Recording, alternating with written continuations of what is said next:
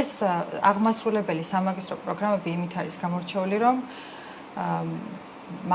საშუალო მაღალი თუნდაც დაბალი რგოლის მეტწილად საშუალო რგოლის მენეჯერებისათვის არის ისეთი შესაძლებლობა, რომ თავიანთ პრაქტიკას მოარგონ უფრო სიღრმისეული თეორიული ცოდნა და თუნდაც ახალი ინოვაციური პრაქტიკული მიდგომები დანერგონ თავიანთ საქმიანობაში და ამის მიღწევა შედარებით უფრო მარტივი ხდება თუნდაც ჩარიცხვიდან გამომდინარე.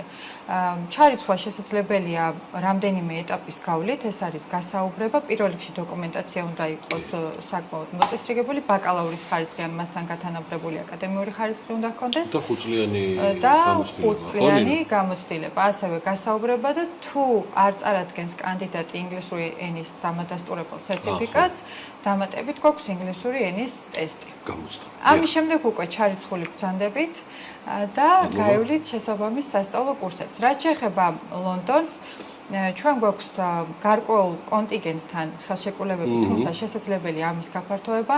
იქიდან გამომდინარე, რომ მედია და სოცმედია მენეჯმენტი და მედია მენეჯმენტი, ჟურნალისტიკა უკვე ჩართულია, შესაძლებელია რომ განიხილონ მსგავსი კომპანიები, თუმცა ეს უკვე ინდივიდუალური განხილვის საკითხია და მე უბრალოდ ჩამოთვალე, თორე იქ გაცილებით უძლავრად არის ბრიტანული მედია ცენტრები და ამ ეტაპზე არის ამის საშუალება.